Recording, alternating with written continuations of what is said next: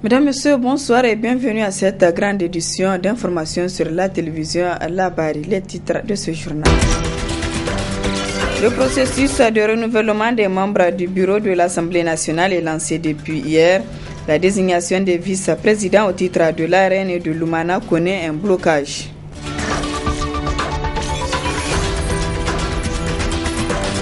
« 3730 enseignants contractuels recrutés à la fonction publique au titre de l'année 2012-2013. La liste a été publiée hier.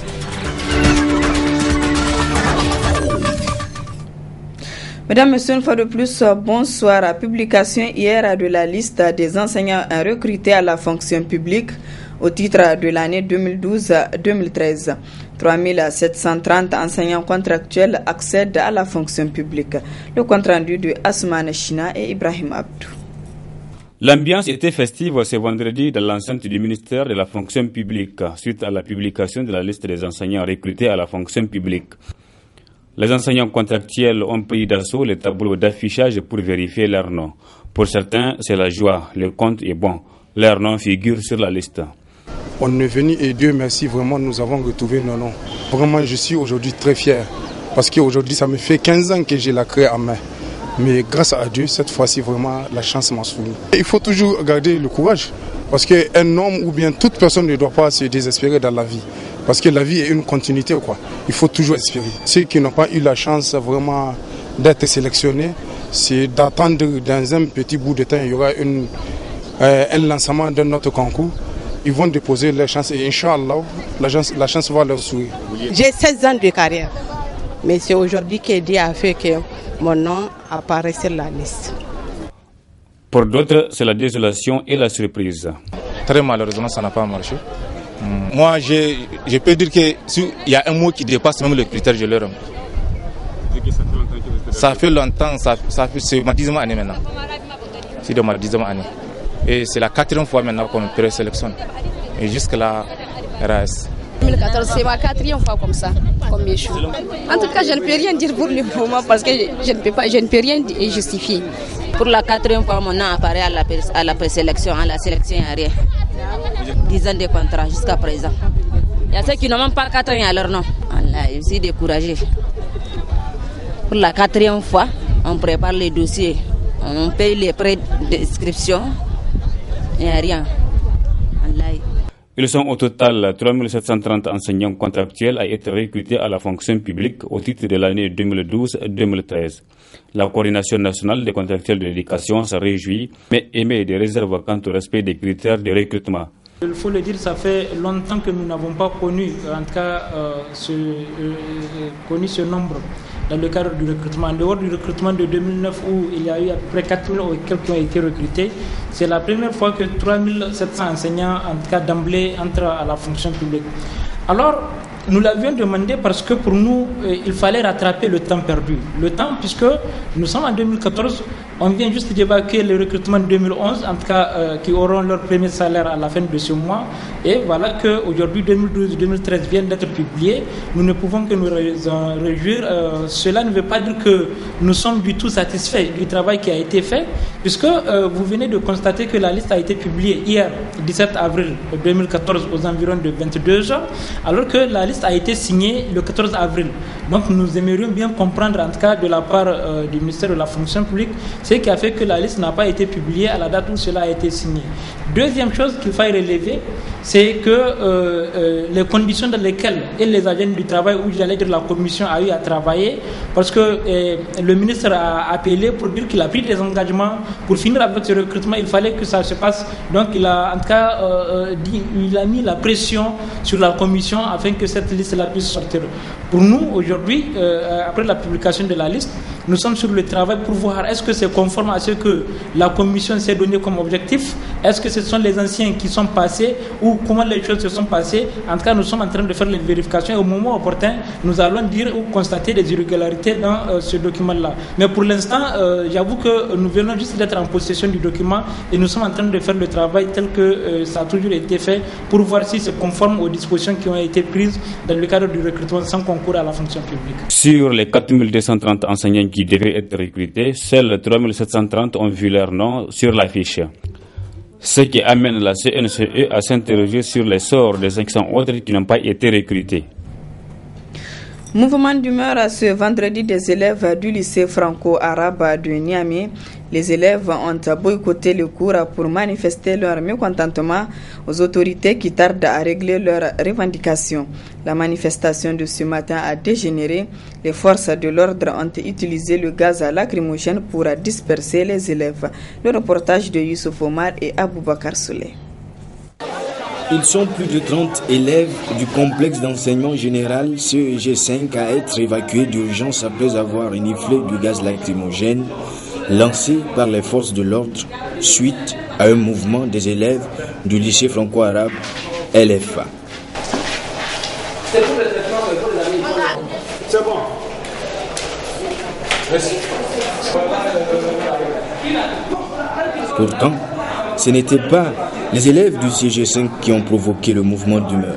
C'est un mouvement qui a été engagé par les élèves du lycée franco-arabe qui ne concerne nullement le CG5. Mais malheureusement, comme il y a une confusion, même au niveau des forces de l'ordre, ils ne savent pas la différence entre le CG5 et le lycée. Et quand ils sont venus pour intervenir, ils ont intervenu automatiquement à la déventure du CG5. Et ce qui a causé beaucoup de dégâts que vous avez constatés de vous-même. Présentement, on a une trentaine d'élèves qui sont à l'hôpital. Et ici, on a une dizaine qui restent encore. On attend toujours les ambulances qui tardent à venir. Malheureusement, on était obligé même d'aller au goudron pour arrêter des passagers pour pouvoir négocier pour trouver l'évacuation sur l'hôpital. Plusieurs points de revendication des élèves n'ont pas jusqu'à présent trouvé de solution.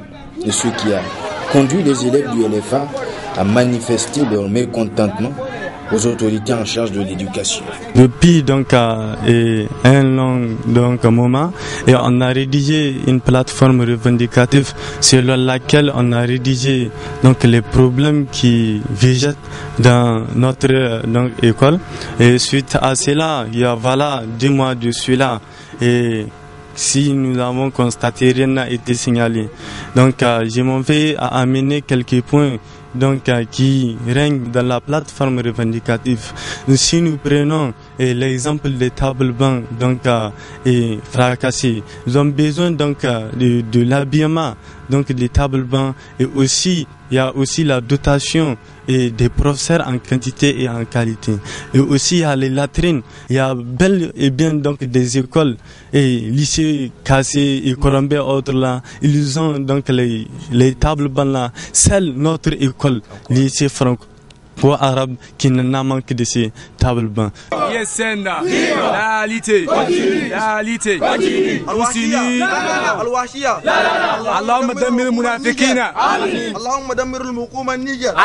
Selon les élèves et les enseignants, les forces de l'ordre ont même lancé du gaz lacrymogène dans les classes pendant que les enseignants et les élèves étaient en plein cours. Incendie ce matin aux écoles primaires Bobiel 2 et 4. Le fait s'est déclenché juste après la récréation. Une dizaine de classes ravagées et des tables bancs calcinés. Le récit avec Hassan Saleh Mustafa et Sadou Doumi. Situation difficile pour ces élèves des écoles Bobiel 2 et 4 victimes d'un incendie ce vendredi aux environs de 10 heures. Au total, 11 classes en période, des tables bancs et des fournitures ont été réduits en cendres. Bon, l'incendie s'est passé tout juste après la récréation. On est rentré dans la classe. Toutes les maîtresses qui sont à Bobiel 4 étaient dans leur classe quand un hangar a pris feu. Et c'est un hangar de Bobiel 2. Et immédiatement, les feux ont ravagé tous nos hangars. Tout. Impuissants face à cet incendie qui a fait plus de peur que du mal, les responsables de ces établissements lancent ces cris de cœur. L'appel que nous lançons à l'endroit des peuples, c'est un appui qui nous vienne en aide, puisque déjà notre école ne dispose pas de tables, même avant l'incendie. Et l'incendie est venu pour ravager ce qu'on a. Mais heureusement, les matériels des élèves livrés, on en a un stock. Cet incendie qui a ravagé les classes des écoles Bobiel 2 et 4 intervient à environ 2 mois de la fin de l'année scolaire 2013-2014. En attendant une solution, enseignants et élèves se regardent face à face dans la cour. Parlons de la politique à présent à l'Assemblée nationale. Lancement depuis hier du processus de renouvellement des membres du bureau exception faite du président Hamamadou élu pour la durée de la législature. À ce sujet, seule la désignation des vice-présidents au titre de l'ARN et du Moudénefa Lumana semble connaître un certain blocage de la part de la majorité parlementaire. Élément d'analyse avec le sociopolitologue Dr Soleaji. C'est là l'expression, si vous voulez, des rapports antagoniques qu'il y a entre la MRN et l'ARN, notamment entre les deux partis d'opposition et la majorité, qui se traduisent en ce sens par certainement une crispation des relations entre les leaders, qui peuvent être lus à travers le prisme d'une sorte de continuation ou de continuité, si vous voulez, de la querelle entre le Lumana et la majorité présidentielle. En ce sens, donc, on peut dire que ce sont ici d'abord des parlementaires qui sont tout à fait fidèles à leur parti politique. Vous prenez Falk Bachirou ou l'autre parlementaire, évidemment, ils sont tout à fait fidèles à la ligne. Ils sont aussi critiques de la politique de débauchage menée par la mouvance présidentielle. Ils sont également tout à fait opposés à la ligne des dissidents qui est devenu chef de file, notamment Lebo pour la CDS et Tchana pour le Lumana. Donc il y a un certain nombre de conditions réunies déjà pour pouvoir empêcher donc notamment ces deux parlementaires-là. Et à travers eux, on vise aussi, il faut dire, le président Mohamed Ousmane et le président Mamadou.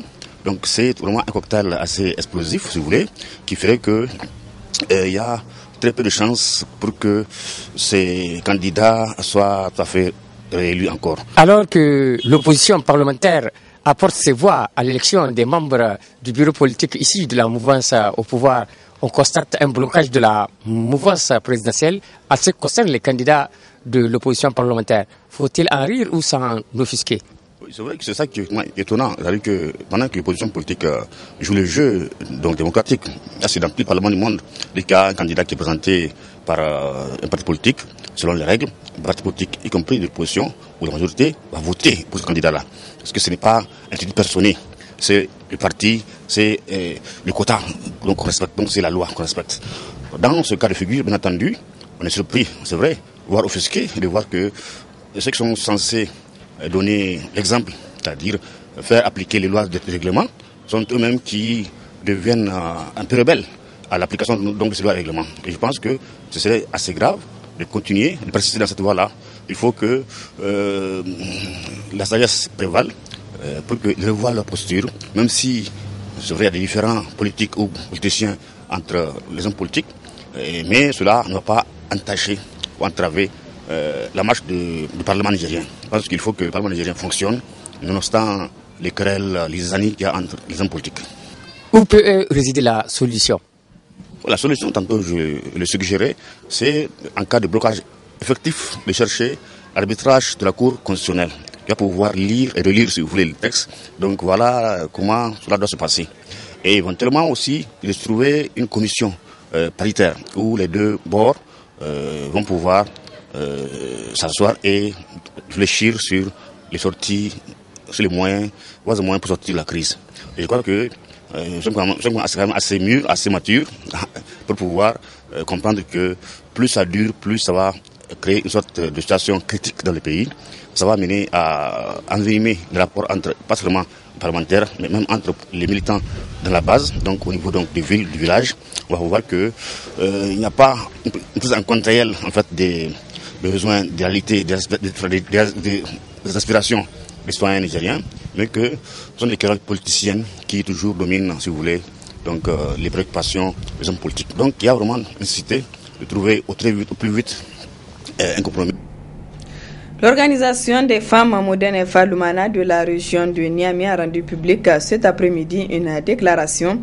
Dans celle-ci, l'OFM met en garde le pouvoir contre toute forme de complot visant le président de l'Assemblée nationale et félicite le groupe parlementaire de l'opposition pour leur sens élevé. La teneur de la déclaration avec Madame Aïssa Hama, elle est présidente de l'organisation des femmes Lumana de la région de Niamey. Nous, membres de l'organisation des femmes de la région de Niamey, déclarons: mettons en garde le pouvoir en place contre toute forme de complot visant le président de l'Assemblée nationale, président du moderne FA Lumana Africa. Rappelons aux mercenaires à la solde du PNDS Tareya qu'ils n'ont pas le monopole de l'insolence et de l'indiscipline et que par conséquent, ils sont tenus de respecter, conformément aux règles de la démocratie, ceux qui ne partagent pas leur vision. C'est le lieu ici de féliciter les groupes parlementaires de l'opposition pour leur sens élevé de responsabilité. Prenons acte de la loi de la jungle que nous impose désormais le PNDS Tareya à travers les violations répétées des lois et règlements. Prenons à témoin l'opinion publique nationale et internationale, notre engagement à consentir jusqu'au sacrifice ultime pour défendre et protéger l'honneur, la dignité et l'intégrité de notre leader et les députés qui l'accompagnent. Apportons notre soutien indéfectible au président de l'Assemblée nationale, son Excellence Hama Amadou, ainsi qu'à tous les députés de l'Alliance pour la réconciliation, la démocratie et la République ARDR. Demandons à toutes les femmes de demeurer mobilisées et prêtes pour répondre à tout mot d'ordre du parti. Affaire vol du nouveau-né à la maternité Isaka Gazobi. Après la sortie des membres de la famille des victimes hier, aujourd'hui le directeur général de la maternité centrale répond à ce que les familles de la victime qualifient de tentative de corruption à travers un geste de 50 000 francs CFA qu'il a voulu faire au père du nouveau-né volé. Lawali Ali apporte ses précisions lors d'un point de presse animé ce matin. J'ai suivi hier avec beaucoup d'intérêt un développement qui a été fait relativement à un appui que j'ai décidé d'accorder au père du bébé volé. Il s'agit de 50 000 francs que je lui avais demandé d'aller retirer avec l'économie. Dans quelles circonstances j'ai décidé de cet appui à ce malheureux papa qui a malheureusement perdu son enfant, que nous sommes en train de chercher activement. Je l'ai croisé à maintes reprises au cours d'une même journée dans la cour de la maternité. Vraiment, ça touchait. C'était pénible. Je sais que je n'ai pas la solution au problème qu'il est en train de traverser, à la situation qu'il est en train de traverser. Je l'ai appelé dans mon bureau. Je lui ai dit d'aller voir avec l'économe, prendre ses 50 000 francs. Vraiment, il était très content. Il était parti parce que je me suis dit, si sa femme, elle est nourrie par la maternité, lui, ce n'est pas le cas. C'est difficile même pour ces petites dépenses, pour se nourrir même. Je l'ai vu depuis le jour de l'enlèvement. Je l'ai vu matin et soir, presque chaque jour. Je sais dans quelle situation il végétait. Il est parti, il a récupéré les 50 000 francs. 2 heures de temps après, il était revenu pour me dire qu'il avait appelé une de ses tantes, qui lui avait dit de ne pas prendre les 50 000 francs parce que ça, c'est une corruption. S'il vous plaît. Ce n'est pas 50 000 francs qui vont remplacer un bébé. Non, je regrette que cette femme-là, cette tante-là, à ce monsieur, croit que moi j'ai fait ce geste-là pour le corrompre. J'ai dit au papa de nouveau-né au volet, je lui ai dit, si il estime que il ne peut pas prendre cet argent-là, vraiment il n'y a pas de problème, de le ramener là où il l'a pris. Je l'ai suivi dans son intervention, il avait dit qu'il a déposé l'argent sur ma table. Donc je m'inscris en faux. Il avait ramené l'argent à l'économe en présence du chef gendarme responsable de la sécurité de la maternité Issa Gazobi. Et je ne peux pas mentir. Je n'ai pas intérêt à mentir par rapport à ça. Nous sommes exposés aujourd'hui. C'est chez nous que ce fait s'est passé. il peut se passer ailleurs. Mais si aujourd'hui nous sommes en train de nous exposer face aux caméras, c'est parce que nous avons le souci d'interpeller l'opinion publique pour qu'elle s'active à contribuer à la recherche d'une manière active ce bébé. C'est ça notre souhait, qu'on retrouve ce bébé. Toute autre polémique, à mon avis, ne s'y est pas. Prions Dieu pour que on retrouve cet enfant. Je pense que c'est de cette façon que nous pouvons, disons, être contents, mais c'est de cette façon aussi que nous pouvons réussir. Ma conviction, c'est qu'il y a une recherche active qui est en train d'être faite tant au niveau de la ville de Niamey qu'au niveau des frontières. Ce n'est pas le lieu de dire tout ce qui est en train de se passer, mais j'ai cette ferme conviction que ce travail-là est en train d'être fait. Une fois de plus, nous sommes en train de prier, prions ensemble, ouvrons nos yeux, toutes nos facultés pour que nous puissions dénicher cette femme-là, cette malhonnête femme-là, pour qu'elle soit châtiée. Voilà, mesdames, messieurs, ici s'achève ce journal. Merci à vous de l'avoir suivi.